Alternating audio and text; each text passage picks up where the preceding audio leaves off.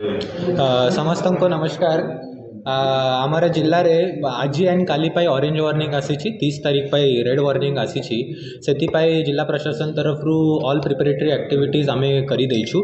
Total 67 GP and 117 villages vulnerable identify होती।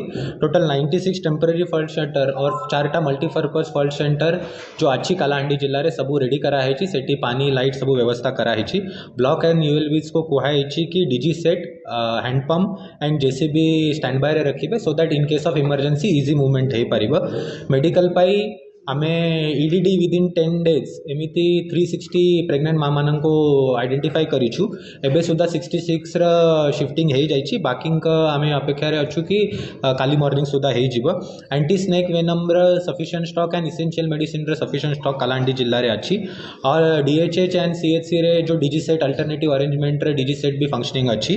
District control room 24/7 रहिबो। District control room रा number अच्छी 6670230455। RWSS तरफ 22टा टीम रेडी अच्छी। वाटर टैंक सबू जगह फिल करने कहुई। टाटा पावर तरफ 48 टीम जो गैंग्स रोचे पाखे गाड़ी एंड कॉन्टैक्ट नंबर समस्त सहित शेयर कराई। Dry ration essential commodities sufficient stock we have.